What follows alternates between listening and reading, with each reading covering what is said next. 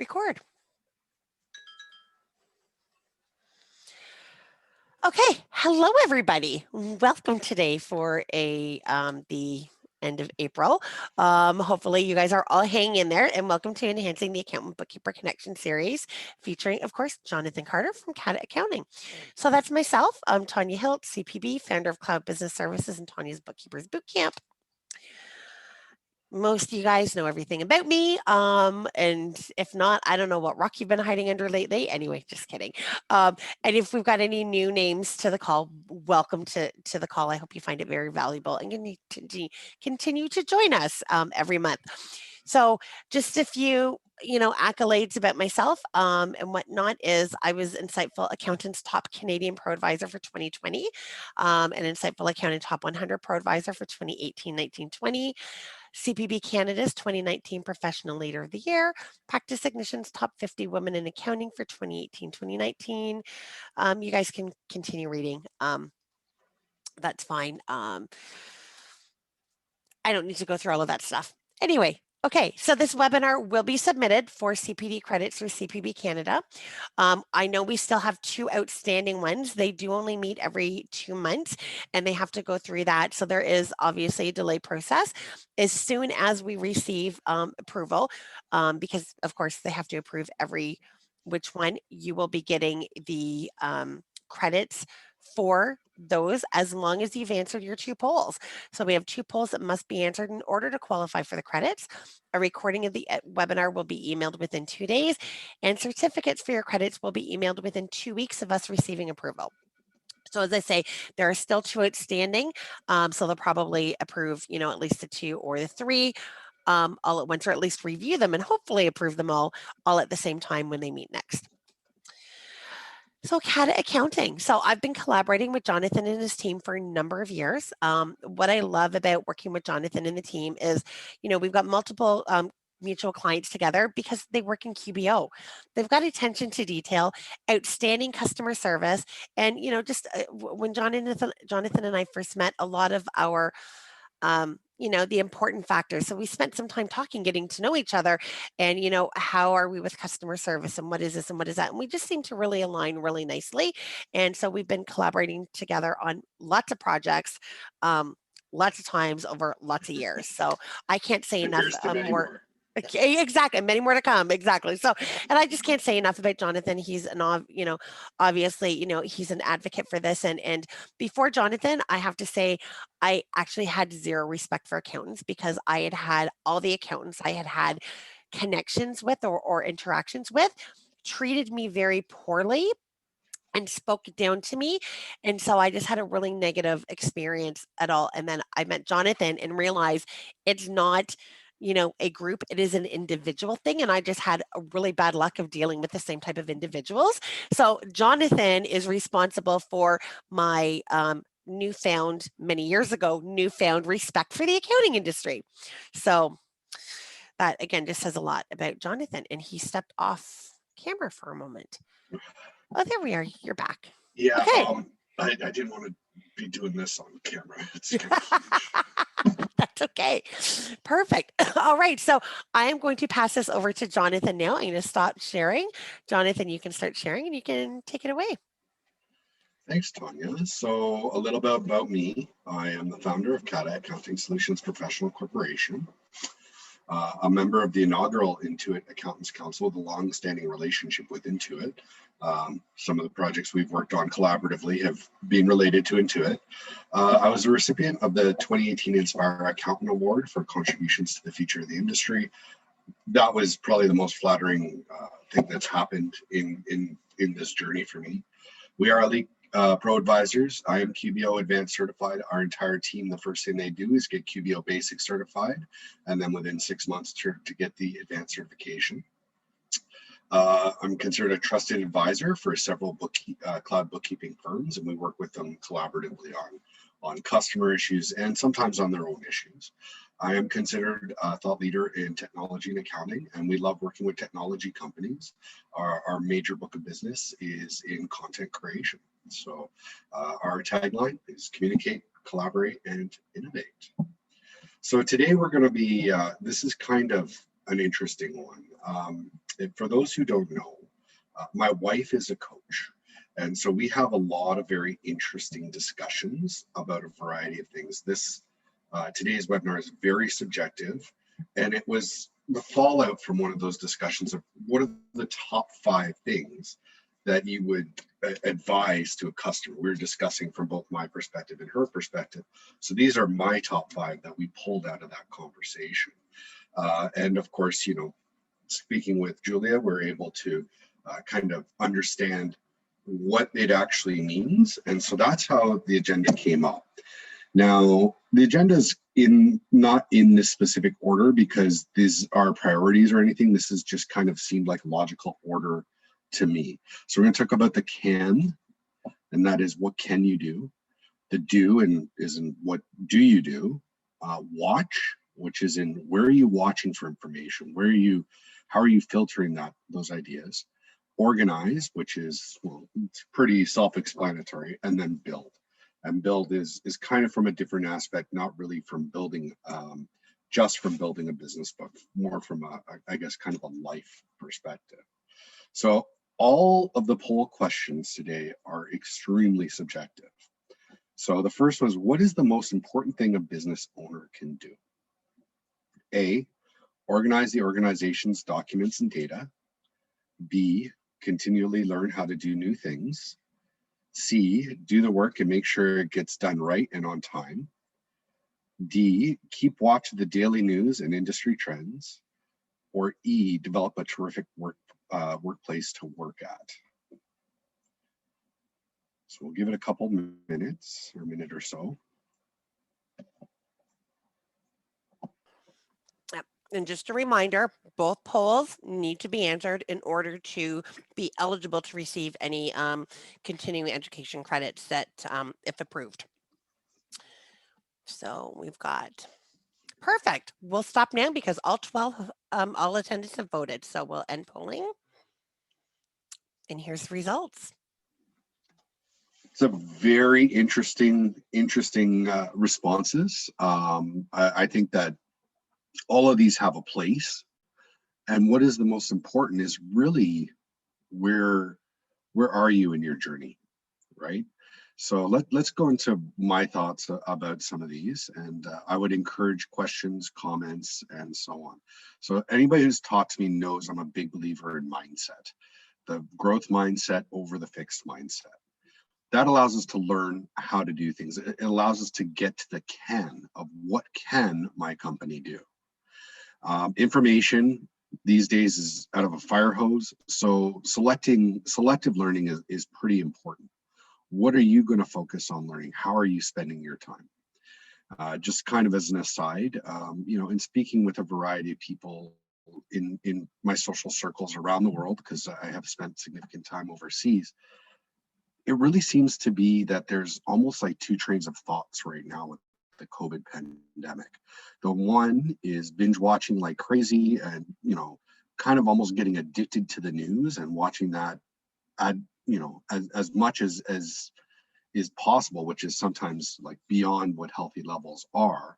And then the other kind of path is to tackle those things that have been sticking around. So those little projects that you've never gotten to. I think that's why renos have gone up so much, at least in Canada. Those kind of things, right? So you know what? Instead of watching the news or binge watching or commuting, I'm going to go over my data and see how well organized it is and see where improvements can be made, things like that. So there are some key decisions that really have to be considered when it comes to learning. It's what to learn and do, what to teach and delegate, and what to outsource. So as business owners, we can't be doing everything. If you're doing everything, then your company growth is limited by your time. And if you're doing everything, it doesn't allow you to develop the systems and processes and learn those skills that you need to grow beyond a one-person shop, a solopreneur situation. What to teach and delegate. I mean, most of us, we have learned how to do bookkeeping or tax returns, for instance, and that can be taught and that can be delegated to somebody who you hire. However, it's very important to distinguish between delegating and abdicating. Abdicating is pretty much saying, okay, this is your problem, you deal with it, it's all on you. But delegating is to pass along a requirement, something to do, but yet keep kind of that supervisory role, or at least some kind of check or balance to ensure that you're releasing good quality out there into the world. And then, of course, there's what's to outsource. So a lot of us are outsource companies for small business owners, for their bookkeeping, for their tax. Sometimes we get more into providing advice and actual business practices and processes. But on our side, we might outsource things like social media marketing or HR functions, things along those lines. So these are just some different things to think about when you're learning, because you can't learn it all and you can't do it all. There's going to be a breaking point. So Mindset, if you haven't read it, read it. It's a fantastic, pretty broad book. She's got a good TED talk about it now as well. The growth mindset means that you can grow and develop as a person and as a leader. Whereas the fixed mindset is, this is the way it is, this is the way it's always going to be. One of my favorite quotes is, if you think you can, or if you think you can't, you're right. And a lot of conversations with people on a personal level, especially now, I've heard a lot of people say, I can't buy a house. And they could be bringing in 100K a year, 70K a year. They have the opportunity to buy a house, but they've made up their mind that they cannot. And that's kind of a big representation of the growth mindset, or of the fixed mindset. You can't force somebody out of there, but you can kind of encourage them and educate them and help them, expose them to ideas that will allow them to move slowly from the fixed mindset to the growth mindset. It allows you to learn new skills, to absorb and analyze decisions based on new information and ideas. It allows you to learn how to deal with difficult people and personalities. It allows you to change. And I think this is a foundational aspect to anybody who's started a business and is growing a business. You cannot start a business after you know everything, because there's going to be things that are going to happen. There's going to be things you don't know and you can't predict that are going to happen, like a COVID pandemic, that are going to force you to learn and grow. So this is my number one thing, is always be learning, have that growth mindset. You're going to make mistakes. I've made mistakes, but as you grow, you can, make things better, not just for you and your business, but also for your customers and your team. So growth mindset is my number one. This is facilitating the can. So the next is getting from can to do. And this is often very difficult. So the person who's always been thinking about starting their own business, but has never been willing to pull the trigger, never been able to overcome the fear of failure from starting a business, because we all know that most small businesses fail. We often know what to do and how to do it, but we can be paralyzed by our fear, by our indecision, and not proceed with something. So just some things I was hoping to discuss a bit is, if anybody is willing to share, what are some things that are holding you back from the doing of things, and how do you overcome those obstacles? Facing your fear is the only way to overcome and move from can to do. So any comments at this time? Looks like nothing. So I'll give a quick example, and then maybe Tanya, you can give an example. Sure. So we have something we've been working on. We're trying to really develop deep and lasting relationships with our personal tax customers. We're pursuing a higher net worth, people who are more paying attention to their money. They're not looking for somebody to perform a transaction. They're looking for somebody who they can speak to on the regular, ask questions to, have discussions with. So one of the products we're developing is something called financial life planning. We're working with a company called VisionWorks that provides the software. What we're really stuck on is the customer experience. So we don't want to release this product wide until A, we have the capacity to fulfill, and B, we can give a good customer experience. So to overcome that, we've got a couple alphas that we've done, myself, my wife, and actually a good friend of ours from the Intuit world. And we've just moved into our beta. So that is, we're actually going out, we're selling the product at a severely discounted rate, but we're only selling 10 of them. It's already done. There's no more spots on the list, but we're having that expectation that's going to take us some time to get through these and to develop a better process. And once we've developed that better process, then we'll be able to go wider. This is something that I've always wanted to do because it really provides a lot of value. It can help people understand if their financial planners are giving good advice or not. And we often see that they are not.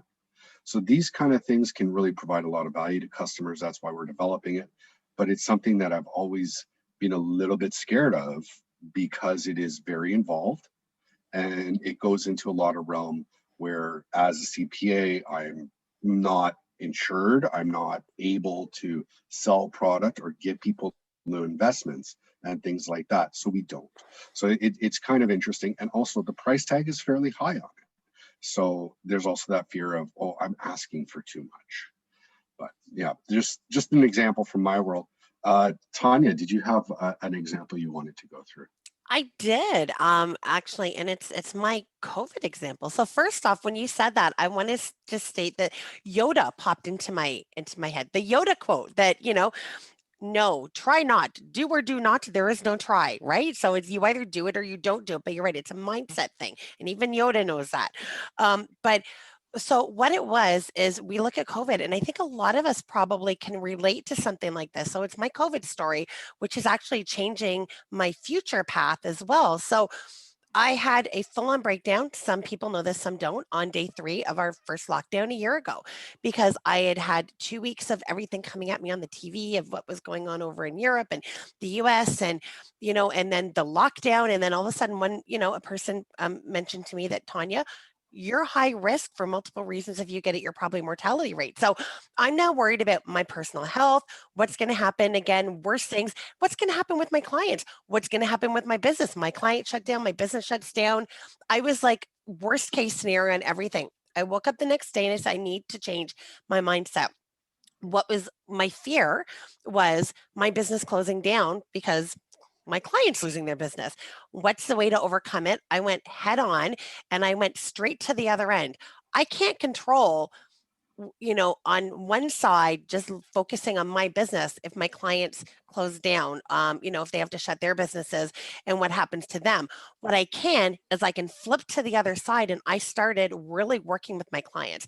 I started doing phone calls with them, helping them come up with ways that they could pivot their businesses, because making sure they are okay automatically makes sure that I'm okay. Then I'm in a good position because they are. That's also, definitely created some loyalty, like a huge amount of loyalty that, maybe wasn't there as much with people before. So it's really, we've got some clients that will never leave us no matter what now, because we've had emails from clients saying, if we had not have stepped in and helped them pivot. Some of them were complete business changes. We have one that might close down, otherwise, knock on wood, we are still everybody still up. Not everybody is making money, but they're making enough to stay open and to be able to start to thrive after this. We have 3 that are making double the money they've ever made before, because we helped them pivot by thinking outside of the box. So that's the way that I faced my fear head on, and I said, okay, how can I control the results? And I flipped it. And then that actually is changing my future, because I found I really enjoyed that. For years, people have been saying, advisory is with cash flow apps and cash flow this and cash flow that, but it didn't really settle well with me. And by doing this outside of the box, which isn't really, it's kind of a mish between advisory and coaching and a whole bunch of other stuff, and strategic planning and doing and helping implement and all of this stuff, that's actually led me to work with Jeannie Whitehouse, which is leading to a launch of a completely new. And I'm going to be delegating more of my stuff to Sandra and Leanne. Sandra's going to be taking up a lot of the senior stuff, and stepping back and going to be focusing straight on this. So facing my fear has not only helped me to overcome it, it's helped me to now do something that I'm satisfied with, that I love doing. I don't love doing bookkeeping. I'm good at it. It's whatever, but that's not the part. It's that client connection. So facing your fear to overcome it can have wonderful things. Amy, I'd like to thank you for sharing your fear here about delegating. And you know, the difference, I think this these comments, if everybody can see it in the chat, really explain the difference between delegating and abdicating. So if you're giving somebody an assignment and it's not getting done the way you want it, or the way it, you know, or on time, there's probably an issue with abdication, where you've just given it to them, not given them enough training, not enough advice about how to do it, not clear deadlines, things along those lines. People want to work, and they want to work hard, and they want to, you know, be rewarded for their work, and they want their work to be rewarding intrinsically. And by, you know, really spending some time early hand-holding and really developing those processes, it can really really make your life a lot easier. I know we couldn't be what we are without our team. So yeah, I definitely think that you know, using coaches can be very helpful. I think selecting a coach is very challenging, and Tanya and I are working on an idea for a future webinar that will help with that, because there are a lot of coaches out there who really aren't great coaches. Some of them just aren't actually coaches, but they're out there and they're taking payment, and they're, you know, getting customers and doing things, and they might not be the best fit for everybody. Well, So and it if I can really, selecting is important. Sorry, if I can just hop into that. I was on a call the other day that was really interesting. A lot of us in this field are probably feeling frustrated because a lot of people have said, "Oh, I can balance my checkbook. I lost my job during COVID. I'm going to become a Yeah. bookkeeper," and got into that. And I really didn't realize how that was happening with coaching as well until I was on a call the other day, and there were 6 people on, and out of the 6 people, the 6 other people on the call, I don't have degrees in coaching, but I have experience. It's come with, the experience. I've got 6 years experience, working directly in, again, not true coaching, but my way of coaching with people. But there was one other person on the call who actually did have education on it. Everybody else on the call decided they gave good advice. They lost their job during COVID. They were going to start a new business. So it's really important, again, as Jonathan says, to really look into that and to find out, because exactly the same things that we're feeling about other people doing there, it's happening in that industry as well too. So you really need to make certain that the person knows what they're talking about, works the way you want to work, and really meshes with you instead of just collecting money and not really doing much. Yep. It's very important. There's another good comment here from Dominique. And yeah, doubt and uncertainty, fear, they're always, you know, they're always affecting us. So, you know, overcoming them is very challenging, and you have to be prepared to deal with the unknowns as they come up. So I'm going to hop back to the theory for a minute. We've talked about the mindset, the growth mindset. You need it to embrace the ideas you're trying to implement, and then to actually implement it, to overcome the fear. So now we're getting kind of into the ideas of where should your attention be. I'm sure everybody's seen the little jar. I think it might actually be on one of these slides. The big rocks, the stones, the gravel, and the sand. How do you sort your priorities? Where should you be spending your time, and how should you be spending your time? Should it be on deep work or shallow work? Should you spend all day answering emails, text messages, WhatsApp, Facebook messages, dealing with CRM, and like not actually working and just dealing with all that communication? Or is your time better spent somewhere else?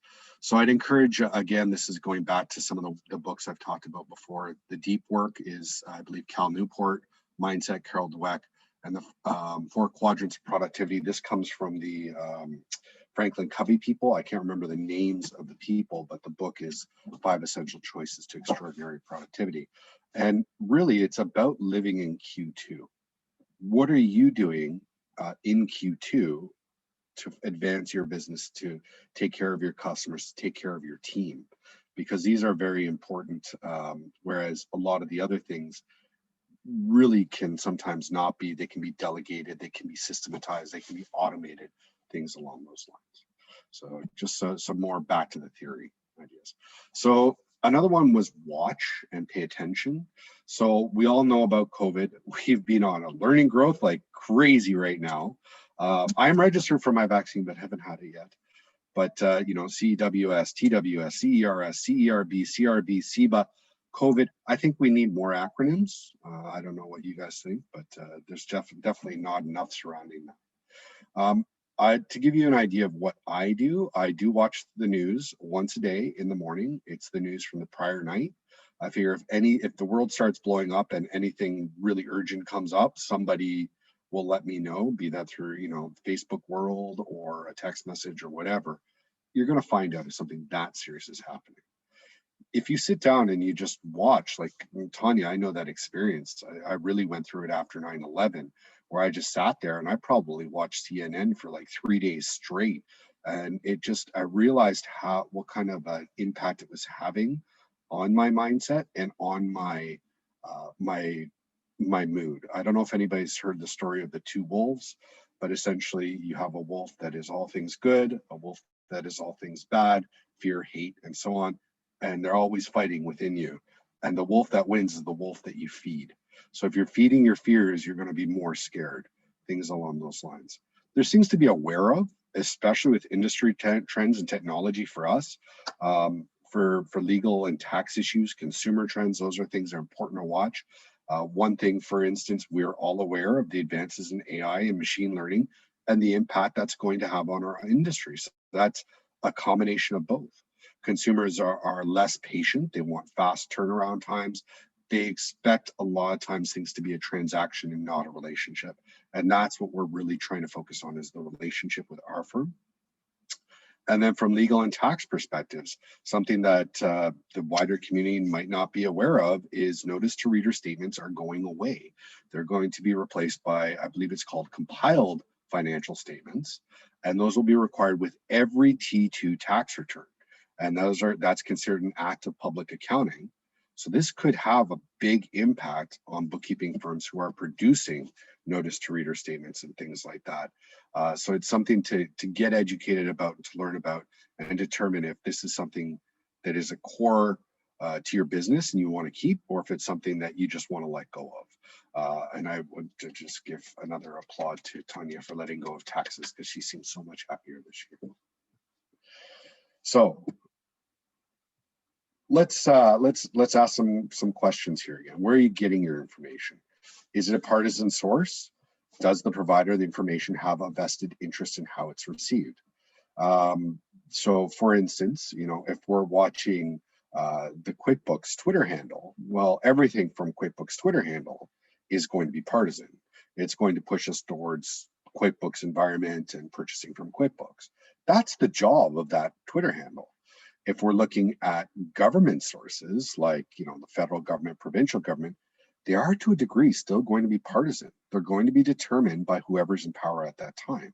But if we're looking at other places, we have to realize that almost all the data we look at is partisan in some way or another. So let's say Universal Hospital Network, which is one that I'm following on Twitter, got to recognize that information is still partisan.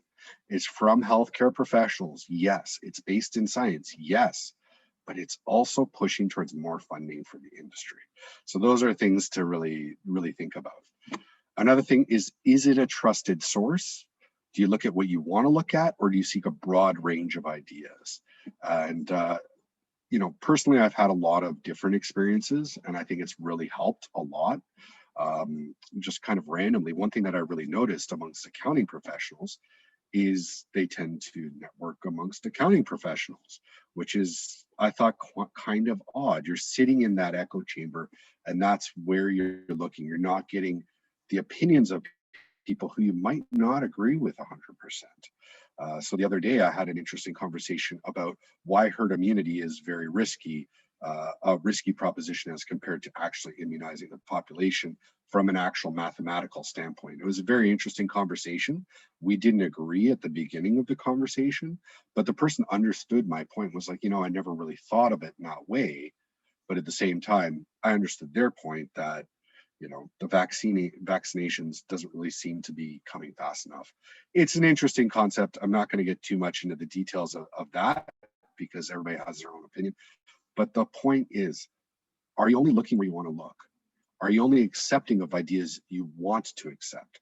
Or are you seeking a broad range of ideas from trusted sources that hopefully on the partisan scale of 1 to 10 or much lower on that scale.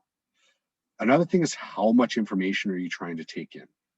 More information creates more uncertainty and more indecision. I know for me, like, there's apps for everything. I've learned ad nauseum about stuff, and at the beginning days, I wanted to implement everything right away. Well, it cost a lot of money for very little ROI. Nothing was done 100% the way it should have been done. And we kind of got in a situation of app overload. So we stepped back, we said, what do we like? What do we love? What really works for us? And then we pared down to those core apps that now make the foundation of all the financial ecosystems we create, the accounting ecosystems we create. So did anybody have any comments about where you're getting your information? Does anybody have any suggestions about good places to get information? Okay. Okay, we'll continue on, but by all means, I missed a bunch of chats here.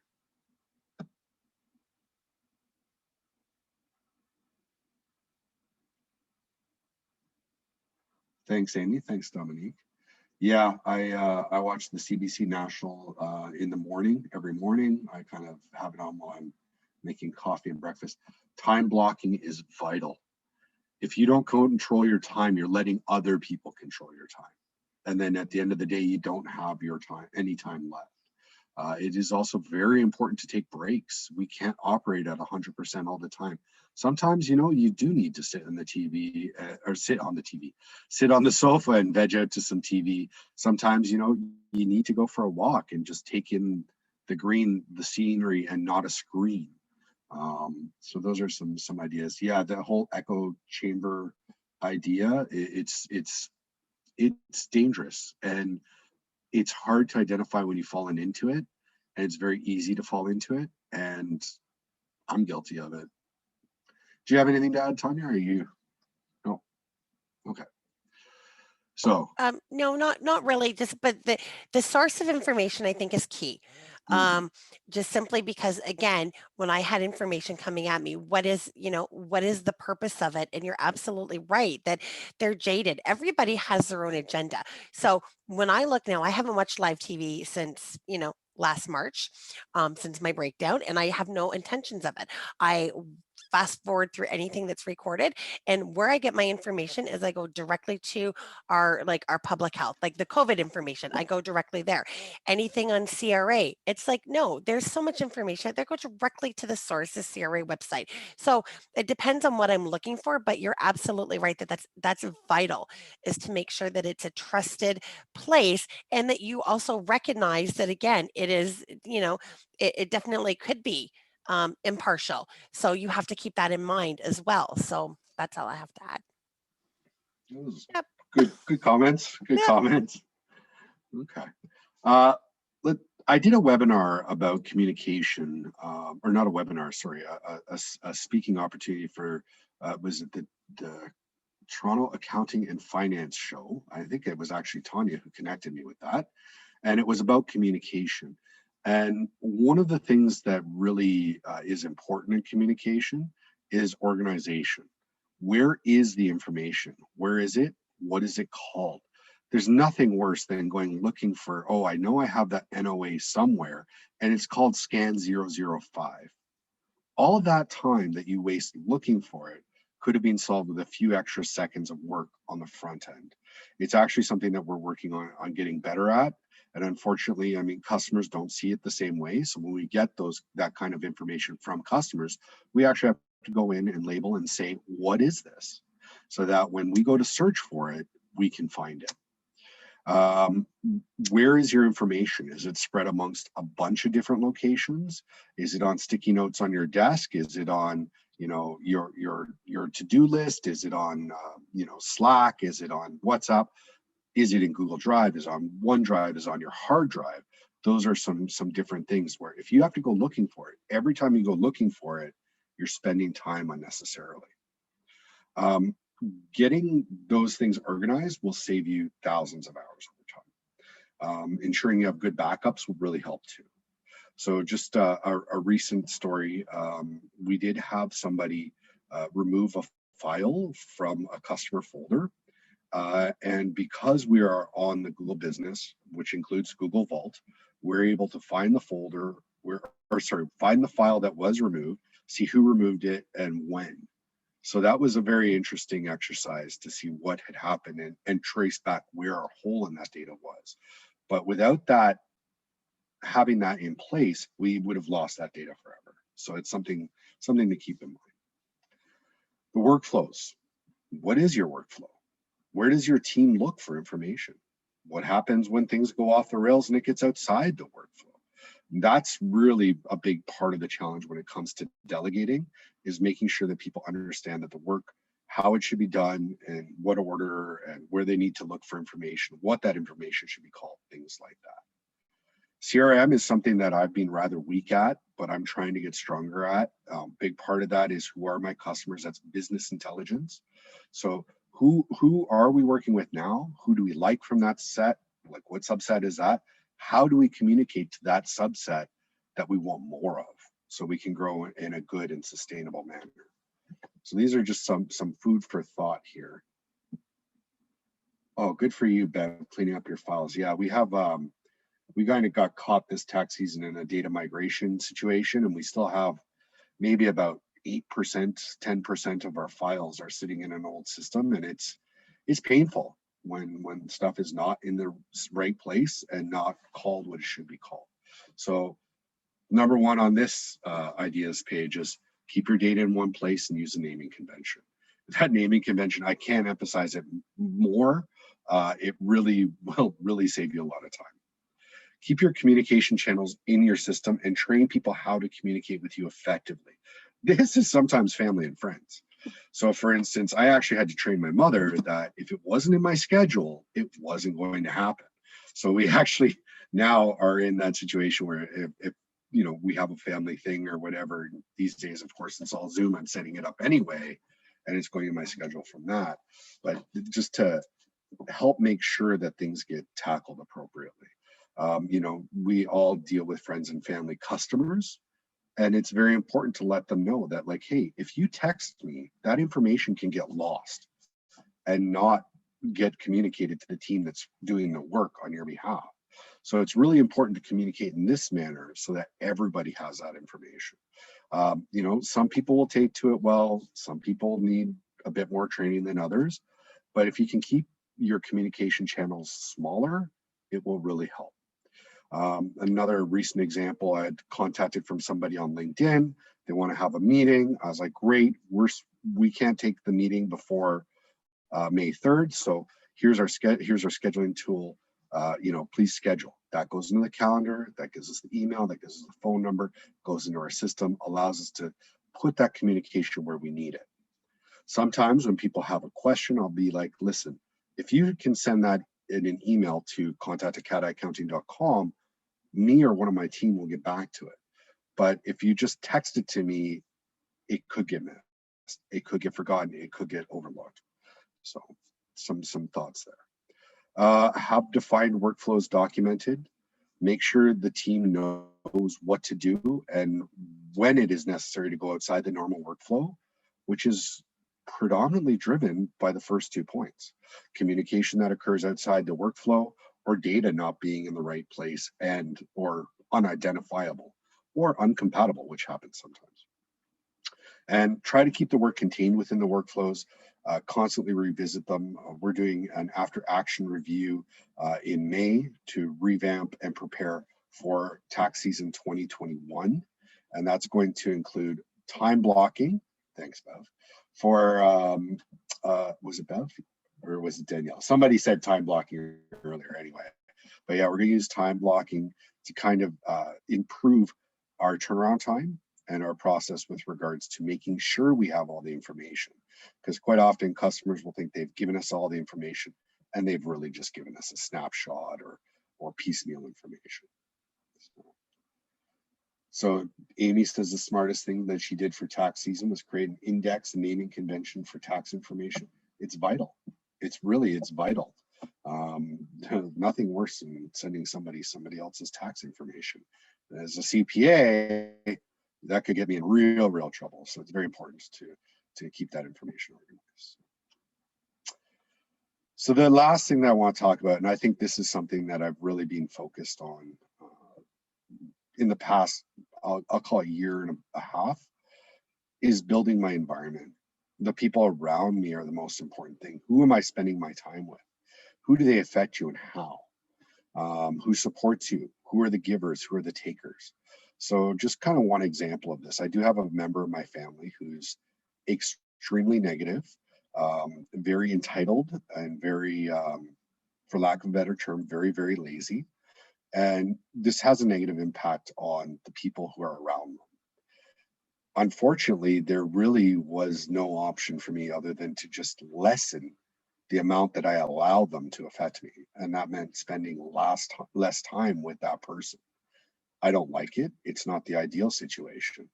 But the other option is to allow them to continually to take control of my time and to take control of my emotions.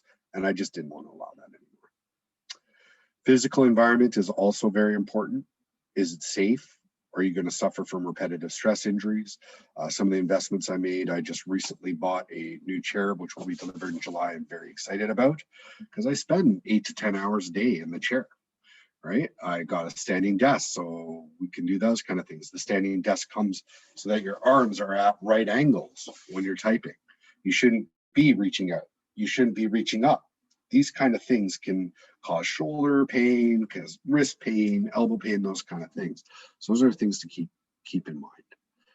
Is your environment clean and organized? Clean is important. Organized is important. I get that sometimes your desk will get a bit cluttered, but you have to go back and you have to review it. If you have a million sticky notes kicking around, how do you know which ones are garbage and which ones are important? So there was a good book that really helped me with this early on called Getting Things Done. I believe it was David Allen. So that was something that really helped. Also, is it a good work setting? Currently, I know an individual who is literally working from their bed because in their living situation, there's 3 people in a very small apartment. There's nowhere to actually like set up a computer and work. So it's on the laptop, on the tablet, in bed, lying down, which is going to create all kinds of, physical stress and whatnot with regards to the way they're sitting when they work or the way they're lying when they work. And those kind of things are really going to have a long-term impact on them. So create your best workspace. This is actually an old picture. This is the same desk, same computer setup. I've dropped the 4th monitor and I only use the 4th monitor for when I'm actually decide to work outside or work at the kitchen table or work somewhere else. But now, the environment is beautiful. I look at the side, it's got a beautiful view. I'm not staring at a wall like I was with my first office at this new home. So is your workspace quiet when you need it to be? Is it organized and easy to find things? Or, do you have to go looking for things? A good example is, could you imagine if Bill Gates had to go looking for a pen? How much of a waste of time would that be? Is your workspace free from distractions? That can be extraordinarily difficult right now, especially for those with children or those who are caregivers for senior adults or other situations. Sometimes those distractions, you can't help them. But freeing yourself up with distractions will allow you to immerse yourself in deep work sessions better and to make better use of your time. We've talked about the naming conventions and this is kind of an extension of identifying small things that take time on a regular basis and eliminate them. So if anybody's ever done, what do they call it, rapid prototyping with Intuit, you'll know that they actually want to know how many clicks, because each click takes time. Each time you have to go looking for something takes time. And they try to make their customer experience better by making it easier and easier and easier to navigate and get the work done. Ensure that you work with people that you want to work with. I'm sure we've all had nightmare customers that we really are glad they're gone, or we're like, God, I really need to fire that person, things along those lines. It's up to you. If you want to accept it, recognize that you're accepting somebody who doesn't treat you well. If you are unwilling to accept it, you can set your boundaries. If that person has a problem with it and walks away, unfortunately, that's just the way it is. So be it. This can create a lot of challenges when you're dealing with friends and family. So helping them understand why you're doing what you are doing is very important. You know, for instance, you know, wanting to have a quiet and distraction-free work environment was very important to me. And a lot of times the concept in people who work a regular job is that you're self-employed. You just sit at home all day and eat bonbons and watch TV. Well, we all know that that is completely not true. So you have to help them understand what your world is like, why you're doing the things that you're doing, and that it's not personal. This is about me. This is not about you. So those are just some food for thought. So last poll question, and then hopefully we can have a little bit of a chat. What is the most important thing you'll do next? Again, this is completely subjective. Clean and organize your office, cut the toxic people out of your life, watch the news, prioritize what matters most to you, or do some work. And I think everybody's situation is going to be different for this. And then how about what I'll do is if you would like to be brought on to have a bit more conversational about this, raise your hand and I'll bring you in. Then that way people that don't want to come in aren't feel like they're forced to come in with their camera on. I like that idea. Perfect. Good. Yeah. Perfect. Because we always get more out of it when we're, you know, when it seems to be when there's, you know, interactive, right? There's already been some great ideas shared Yeah. in the chat, and I'd just love to expand upon some of those things. Yeah. Okay, so we've got 100% of the voting. So I'm going to go ahead and the poll, share the results and start letting people in. Again, just a reminder, raise your hand and I'll let you in to speak. If you don't want, you can still just type in the chat as well too. Prioritizing what matters most to you. That's so awesome to see. It's so awesome to see. I consider part of that is planning, and that's something that I do every single day. You know, I'm planning in the morning when I get up, and then I'm planning right before I log off. And then, you know, usually towards the end of the week, I'm planning for the next week as well. Some of that might just be, you know, the tactics. What do you have to do? What needs to get done? Some of it can be more, you know, more strategic about like, okay, I don't want to spend time doing this, so I need to figure out how to delegate this to somebody so that I can do this other thing. Those are some of the concepts. So, and I always like to have a quote. So I'm actually blocked out here. Can actually read the quote. Keep an eye on all the little things you do, because all those little things are going to add up to a whole lot of something. Make sure it's a whole lot of something you want. It's a really, I found this one. I thought it was really neat. And it kind of has our jar system on there, though it's not quite the rocks in this end. So we've let a couple people in the room so far, I can see. I'm always happy to collaborate and to talk with people. These are my social medias. I'm not going to go through them. This is where I live. We did recently start Instagram. I'm trying to get better at Instagram. But yeah, everything is a work in progress, right? And where does the time need to be spent? We have one of our awesome team members who's managing a lot of these things. At J Carter CPA, the Twitter handle is 100% me, and my personal Facebook is 100% me. But all the rest, you know, our team is helping with those things. I like that. So Danielle just said that data organization, client communication systems are the most important things for her this summer. You know what? That's a big part of what we're tackling with our after action review from tax season, is how do we improve that customer experience? How do we communicate with our customers? And, you know, how do we help them get the data where they need to? Especially challenging working with older people who aren't as familiar with some of the tools that we use. All right.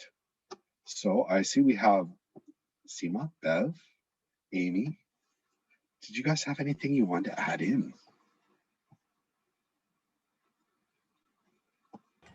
I think it's just probably the same as everyone right now. Once I survive tax season, Yeah. it's definitely, I've made some major changes. I've started using TaxStone this tax season, but I started just before, and I moved everything from my Smart Vault over to TaxStone.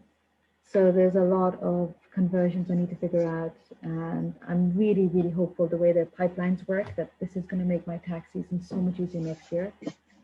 Once I decide the same thing, I still haven't figured out how I want to name my files. You know, the naming conventions. I forget. I make a resolution and I forget, and so I need to go back and decide how I want to set up all my data and my communication with clients.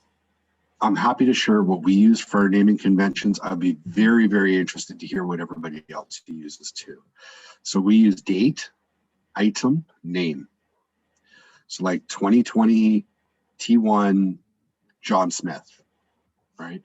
You know, 2020 T4A Andrew Johnson, things like that. No, I mean for taxes. What did you that's what I decide to do. use?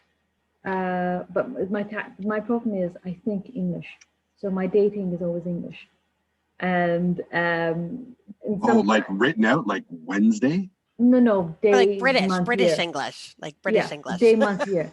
Oh, instead of month, okay. day, year, and that always messes me up. And we always put the year first because we tend to organize by years. Actually, that makes sense. So do you do year, we month, use day, day? month, year, or day, or year, month, day. Yeah.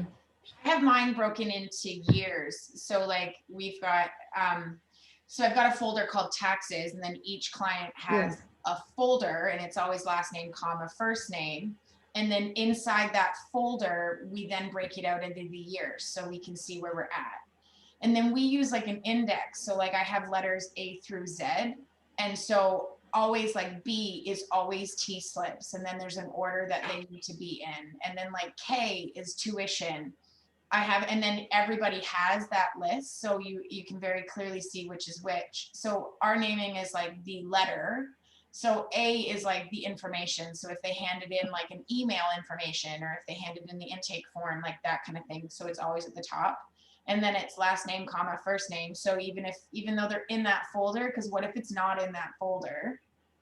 And then a dash, and then whatever it was called. So if it was a T4 for this place, then it would say T4 Georgian College. And they're very clearly named like that. And then that way, because I use Profile, but this year was the very first year that I had other people preparing taxes and I just started reviewing.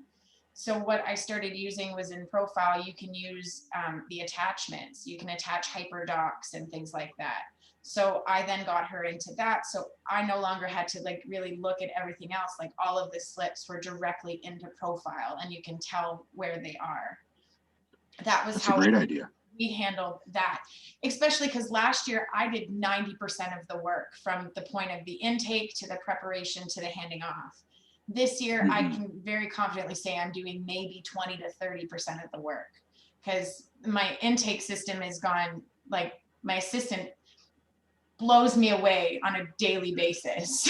Like the amount of things that, you know, sometimes she's on top of it. Like she doesn't ask me questions anymore, which is kind of what I was meaning when I was so afraid to delegate. And then I just did, and I empowered her. And I'm also finding that if something goes wrong, I'm not fixing it. And I'm more confident in myself with not fixing it, but with coaching now. Like, I used to be so afraid to coach because I felt like they're going to think they're not good enough, or they didn't do these things, when really that's just my own projection of how I would feel. So I've just and I explain, I'm like, I'm telling you this so that you can solve this problem on your own in the future. And they've really appreciated that. And it's very apparent in how they're working and how much they're taking off of me without me having to ask. So I know I went from different, sorry. No, that's great. That's great. It's a good example too, because if you get something, especially like, let's say it's a T1 or a month end, and you get something, and you notice something's wrong and you fix it, you're going to get it wrong again the next time. You have to take advantage of those teachable moments to help your team get better, so that the quality of the work that when it hits your desk is better. And yeah, like I find I too am kind of bookended. So I'm really involved in the sales part of the process, and then the review, and you know, the tail end, the review, the payment, things like that. And one of my goals, which I failed to achieve last year, was to be able to fire myself. So I was not able to get that key person who can be the front end with the sales and the back end with the actual review, send for publishment, collect payment, those kind of things. So that's one of my goals for this year. And it's not an easy one to do, especially like, you know, I think it was Juliet who actually convinced me to hand off my books to somebody else. I think it was in her book, actually, her and Steve's book about their journey, where I actually passed off the bookkeeping, and the bookkeeper said, we need more clients like you, which I thought was hilarious. So. That part of the book made me feel good because I had already done that. At that point, I had already given my books to a team member who was just learning. And I actually mentioned this the other day to someone else, because for so long, that was the last thing on my list. And then it would be 3-4 months and my stuff wasn't done. I went in there the other day, everything's done. For the first time, it was like, everything was done. And it was just so nice. I just had to do this review. But it made me feel good because I was like, because everything else, I just feel like I'm failing. And then she's like, you need to hand this off. And I'm like, I've already done that. So it was really exciting. Sorry. So no, I was just going to say it's funny because I still handle my books, but I'm a little bit different, but my books are done first, essentially, because if I don't, I was that many years ago. I was that, you know, mechanic that drove the worst car type of thing. So I have to do that. So I spend 5 minutes a day doing my books, but because I also don't do a lot of books anymore, I'm not in the day-to-day doing my own books, and the few clients that I do helps me keep aware of changes with software and issues and stuff like that. So I keep my hands in it a little bit. So again, it would be very different if I was full-time doing bookkeeping. You're right. When it was just me full-time doing bookkeeping, my books, I would be sitting there, they'd be late and all the time. I'd be sitting there after tax season is done, then spend like, you know, weeks trying to get mine caught up. So yeah. Dominique, the answer to the question from me is I use SharePoint. I used to use Google and I moved everything to SharePoint in December. I moved over to Microsoft entirely. And to be honest, with the course that I took and with all of the features that are involved with Microsoft, it's like been a game changer between Teams and bookings and the calendar and being able to manage multiple email inboxes with Outlook. It was a no-brainer. So that's what I personally use. Yeah. I think it matters. What are you driven by? If you're working Microsoft, you want to use something that's Microsoft. Right. We're working almost entirely in Google products. So for us, it makes a lot of sense to be with Google products. And I know there are some concerns about security when it comes to Google. And the biggest security issue is somebody leaving their computer open. If you're setting up your shares properly and you are actually not you're working beyond the free version of Google and you have Google Vault, your data integrity is, I feel very, very confident in it. Very. Yeah, I used Google and I liked Google. I was struggling with other parts with it, which is why I ended up switching.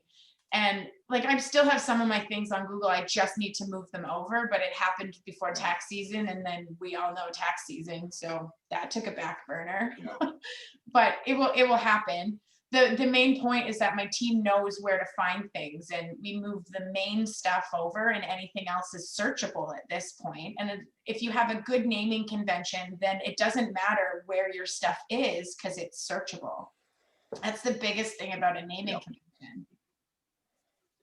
Yeah, and I love with my experience with the Google Drive and those tools is like you can search by all kinds of things, who uploaded, when they uploaded, like when things were deleted, when they were removed. Like the level of detail is actually somewhat overwhelming, and I think I've used Google Vault twice, and both times I've actually had to seek help from the admin chat, which has been fantastic. They've been great.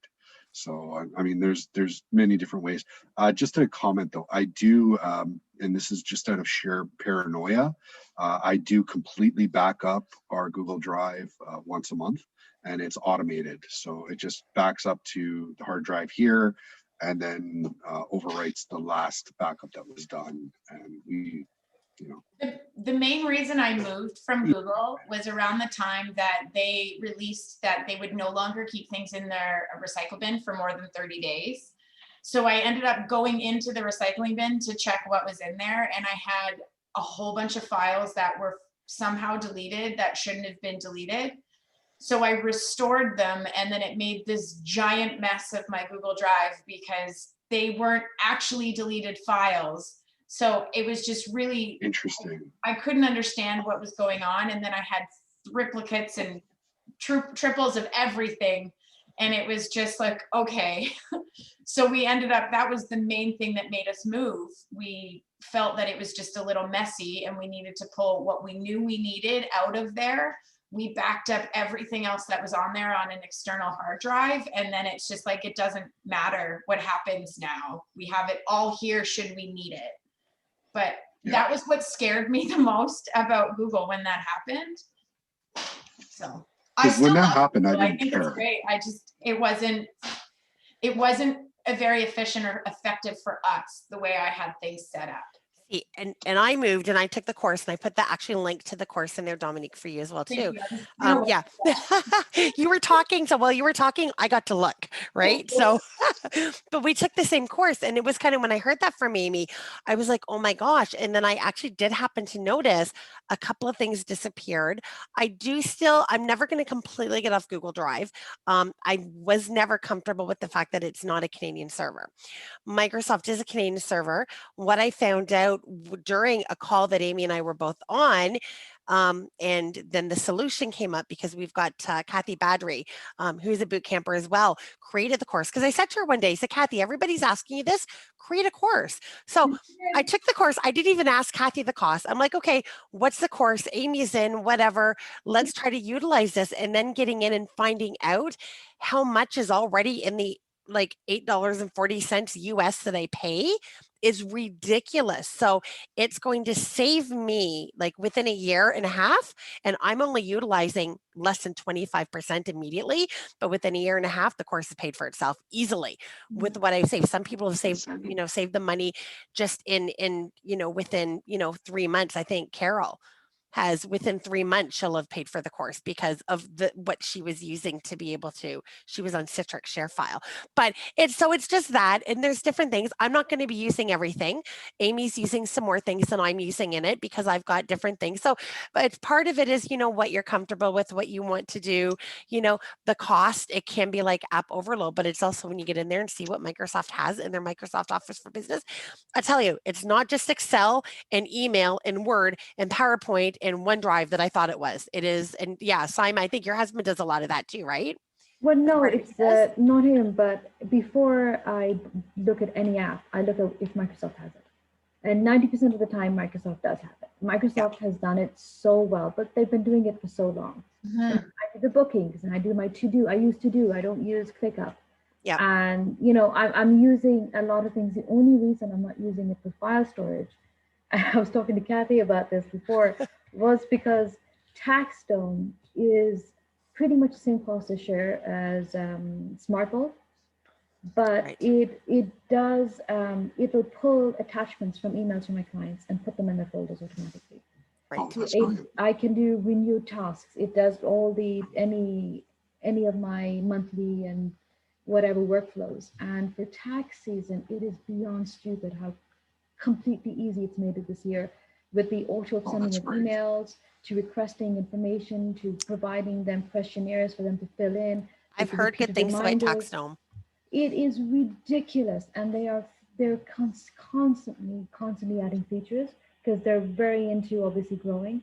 And you have such an easy feature request, and you just put a feature request, and it's there the next week, and it has saved me this tax season.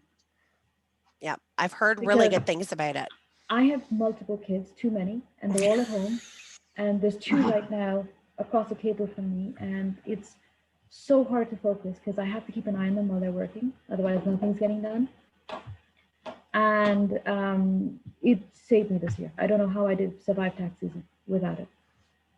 And the fact that there's pulled the attachments and everything, and you obviously folders, and it does workflow. It does email management. It does document management. It does document signing. I get all my documents signed within tax home. It's done everything for me in one place. Interesting. I love it. I've heard really amazing things about Tax Dome and Tax Cycle for exactly that, like getting the engagement letter, getting it through, getting like all of this stuff. It's all in one spot. So you don't Amy, SharePoint. You don't. first year using Tax Cycle. I don't know how I am saving so much time per, I mean, yeah, because I'm a profile user. I don't know how it's saving me time because I don't understand how it's saving me time, but it's But saving it me is. time. You know Which what? Sometimes you don't question it, right? Sometimes Yeah. you just accept it, not question it. It's got a clock there. And I was Yeah. just doing this return yesterday and I was doing everything. And then the clock was like 4 minutes, 59 seconds. I'm like, no, that's not right. Yep. It's like a family of 4 people. That's not right. I can't have gone through everything in 4 minutes and like 55 seconds. Wow. That's insane. Wow. Yeah. All right, guess I got something else to learn. Debating to make the change. I just wasn't going to do it at the beginning of this tax season. Yeah. But Yeah, it's definitely on my radar to like look at it later this year to do any of my later returns that come in and that kind of thing, so I can learn it and maybe switch over. Yeah. That's what I did last year. I did profile for the entire tax season. And then after, for the late ones, late filers, I did tax cycle. And I was like, yeah, you're not going to regret it. You could learn it. Yeah. Oh, Okay. there's no learning. Oh, no learning to it at all. Well, that's good. That's awesome. But I do have to, we've gone over, and I actually do have a meeting that I do have to jump over to in 6 minutes. I need a bio break beforehand. So we do have to call it ends. I thank you for those who stayed on. Hopefully, again, you found it very, very informative today. Thank you for having these. I make them a priority in my schedule. Not only do I love seeing and talking to you guys, but it's helpful and it's informative and it makes me feel a little less alone in this world. So. Well, awesome. That's important right now. That's for sure. Absolutely. Absolutely. Yeah. Well, these were all Jonathan's ideas. So yeah, he came up with the ideas and I just said, great, I can host it. I didn't come Mash up it with together. anything. And wasn't These it? are I all thought it other was you. people's ideas. No, but to initially have this, Oh, okay. the webinar series and start offering this, that was your idea.